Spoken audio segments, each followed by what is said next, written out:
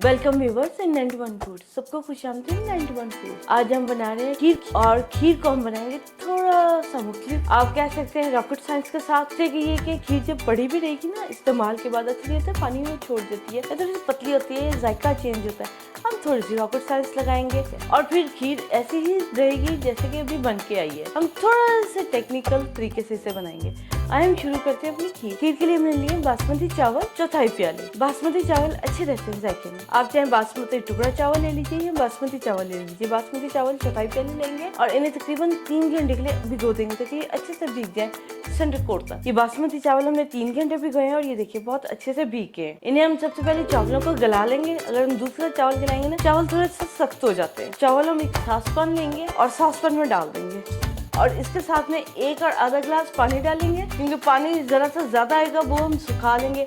अगर पानी कम हुआ और चावल नीचे लगे तो दिक्कत हो जाएगी। सबसे पहले हम चावल गलाएंगे। चले चावल गलने के लिए रखते हैं, फिर आपसे मिलते हैं। ये चावल अच्छे से गल गए हैं उबल के। आप कह सकते हैं कि इनका भरता बन गया चावलों का। चावल जो उनसे नहीं, इन्हें हम थोड़ा सा बीटर से ना, बीटर की जिनसे बीटरी होती है, इससे मैश कर लेंगे। दूसरे मैशर से ज्यादा मैश हो जाएंगे, इससे ये कि उसकी कटिंग हो जाएगी। टुकड़ा चावल होगा तो उसमें जो अंदर टुकड़ा होगा ना छोटा, वो बहुत ज्यादा बारीक हो जाएगा। इसलिए बासमती लीजिए, इसे ऐसे हल्का हल्का घुमाएंगे, जरा सा जोर से घुमाएंगे, इसलिए कि चावल जिनसे ना टूट जाएंगे।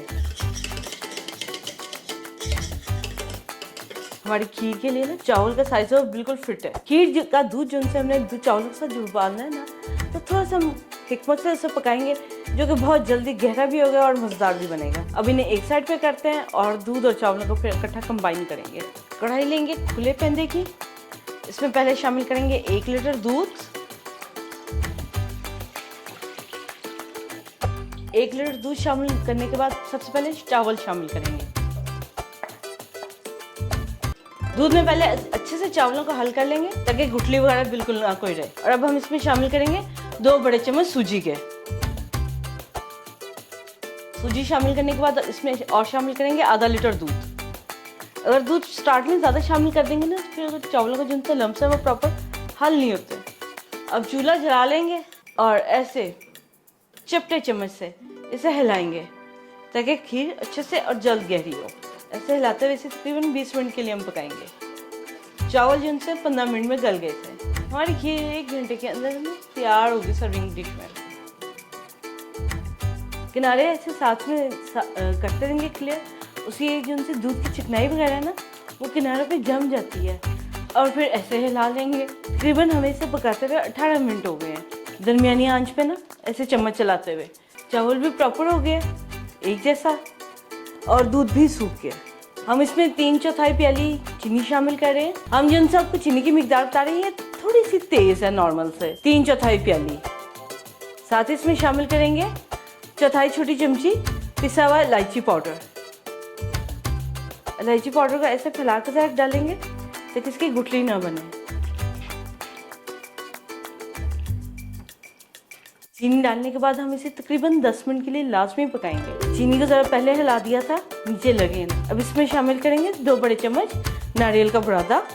चाहे तो आप कटा हुआ नारियल शामिल कर लीजिए, चाहे तो नारियल का बुरादा कर लीजिए। वो ये तो जरा ना, एक नारियल अपनी चिकनाई छोड़ता है और खुशबू छोड़ता है। 1/4 छोटी चमची ज़ाफ़रान एसेंस। इससे ये थोड़ा सा ना जरा रूटीन से हट के अमेजिंग सा जायका बनता है। ज़ाफ़रान शामिल करेंगे तो फिर खीर पीली हो जाएगी, इसलिए हमने एसेंस का इस्तेमाल किया। ये देखिए खीर हमारी गहरी हो गई है। किनारे पे जिनसी बलाई है ना, वो हल्के पीले रंग की आ रही है। अब चीनी डाल के घड़ी देख के 10 मिनट लाजमी पकाएंगे, कम से कम 10 मिनट, ज्यादा से ज्यादा आप जितना चाहें। खीर अगर आप ज्यादा गहरी पसंद करते हैं तो आप ज्यादा रख लीजिए। 10 मिनट पकाने के बाद हम इसमें शामिल करेंगे 2 और आधा बड़ा चम्मच देसी घी। मक्खन वगैरह नहीं शामिल करेंगे, देसी घी शामिल करेंगे। ये वजन में तकरीबन 40 ग्राम है। खीर चेक कर लेंगे, गहरी हो गई है। और ये देखिए, ये खीर को चेक करना है ना कि गहरी हो गई है कि नहीं। इसे ऐसे चम्मच चलाइए और किनारों से चेक कर लीजिए। अगर ये लेट स्लिप हो रही है, इसका मतलब है खीर गहरी हो गई है। अब इसमें शामिल करेंगे ये 2 और आधा बड़ा चम्मच देसी घी। देसी घी जाके ना हमारी खीर को रबड़ी जैसा टेस्ट और टेक्सचर देगा। देसी घी को सिर्फ 2 मिनट के लिए पकाएंगे कि अच्छे से हल हो जाए इसमें। जैसा बाजार में आता है ना कि खीर बहुत गहरी होती है और उसमें रबड़ी वाला टेस्ट और टेक्सचर आ रहा होता है, देसी घी शामिल करने से बिल्कुल वही आएगा। मक्खन वगैरह शामिल नहीं करेंगे, मक्खन की ना एक मखसूस सी खुशबू आती है, देसी घी में से वैसे नहीं आती।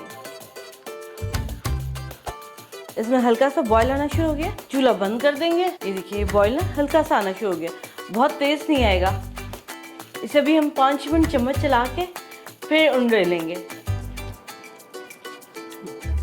केवड़ा एसेंस डालेंगे सिर्फ 1 और 2 और 3 कतरे, हल्का सा, बहुत हल्का सा। जायका जो है ना एक कंप्लीट परफेक्शन में होना चाहिए।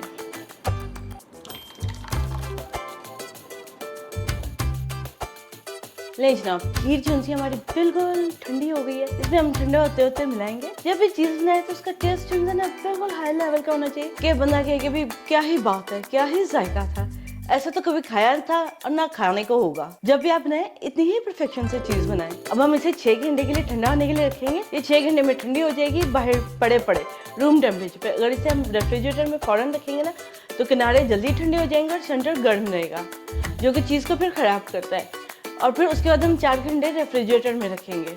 कुछ लोग गर्म खाना पसंद करते हैं, वो गर्म एंजॉय करेंगे। फिर रेफ्रिजरेटर में 4 घंटे रखेंगे, फिर हम इसे करेंगे हल्का सा डेकोरेट। ले जनाब, खीर जो हमारी 4 घंटे रेफ्रिजरेटर में रहने के बाद भी ठंडी हो गई। ये देखिए, जब हम खाने को अच्छा प्रोसेस करते हैं ना फिर वो बड़ा बेहतर फिट रहता है। इसके ऊपर रखेंगे एक छोटा सा चांदी का वर्क सेंटर में।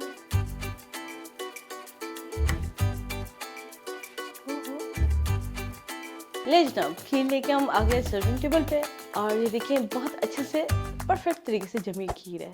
ये देखिए हम आपको प्लेट में भी डाल कर दिखाते हैं। इसका मीठा जो है नॉर्मल है और दूध अच्छे से कड़ा हुआ है, अच्छा जायका है। देसी घी का जायका बिल्कुल नहीं महसूस होता है। ऐसा लगता है जैसे चावल ना रबड़ी दूध में पके हों, ऐसा जायका है। बादाम और पिस्ते के साथ इसको ज़्यादा अच्छी लज्जत आ रही है और चावल ऐसे लगते हैं जैसे रबड़ी दूध में पके हुए और इलायची की खुशबू है। जाफरान एसेंस और केवड़ा एसेंस की बिल्कुल खुशबू नहीं महसूस हो रही। हाँ, ऐसा लग रहा है जैसे दूध में ना कोई बड़ी मखसूस किस्म की खुशबू आ रही है, महक आ रही है, जिसका महक को डिफाइन नहीं किया जा सकता। बहुत मजा किया। अब हमारे रेसिपी के मुतालिक अपना फीडबैक क्लास में हमारे साथ शेयर कीजिएगा। हमारे चैनल को सब्सक्राइब कीजिए, शेयर कीजिए, लाइक कीजिए, बेल आइकन का बटन प्रेस कीजिए ताकि नेक्स्ट लेटेस्ट वीडियो का अपडेट आपको टाइम पर पहुंचे। अपना बहुत ख्याल रखिएगा। आपसे फिर मिलते हैं नेक्स्ट टाइम। खुश रहे, आबाद रहे, जिंदगी में मजा लीजिए और इतनी गर्मी में ऐसी ठंडी ठंडी चीज का लाजमी लीजिए। अपना बहुत ख्याल रखिएगा। आपसे फिर मिलते हैं नेक्स्ट टाइम से अच्छी और मजेदार रेसिपी के साथ। टेक केयर, अल्लाह हाफिज।